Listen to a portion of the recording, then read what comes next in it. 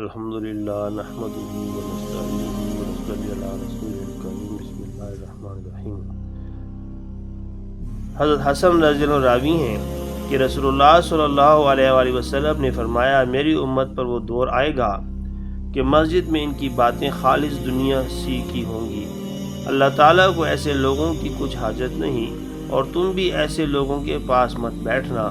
حضرت ابو ہریرہ رضی اللہ عنہ روایت کرتے ہیں کہ رسول اللہ صلی اللہ علیہ وسلم نے ارشاد فرمایا، 4 چیزیں دنیا میں اجنبی ہیں: قرآن پاک ظالم شخص کے سینے میں، مسجد جو بے نمازیوں کے محلے میں ہو، قرآن پاک ایسے گھر میں جہاں اس کی تلاوت نہ ہوتی ہو، نیک آدمی برے لوگوں کے مجمع میں۔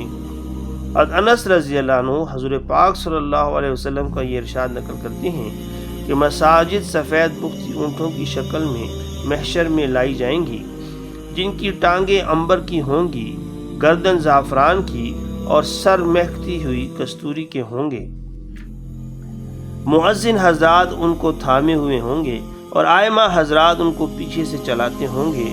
اس ہویت میں وہ میدان محشر میں کوندنے والی بجلی کی طرح گزر جائیں گے، اور اہل قیامت آپس میں کہیں گے، یہ کوئی مقرر فرشتے اور انبیاء و مرسلین معلوم ہوتے ہیں۔ تو انہیں کہا جائے گا، اے قیامت والو، یہ مقرر فرشتے یا نبی اور رسول نہیں، بلکہ حضرت محمد صلی اللہ علیہ وسلم کی امت کے وہ لوگ ہیں جو نماز با جماعت کا دھیان رکھتے تھے۔ اور وہاب بن منبہ رضی اللہ عنہ فرماتے ہیں کہ قیامت کے دن مساجد ایسی کشتیوں کی شکل میں لائی جائیں گی جن پر یاقوت اور موتیوں کے چتر ہوں گے، اپنے آباد کرنے والوں کی سفارش کریں گی۔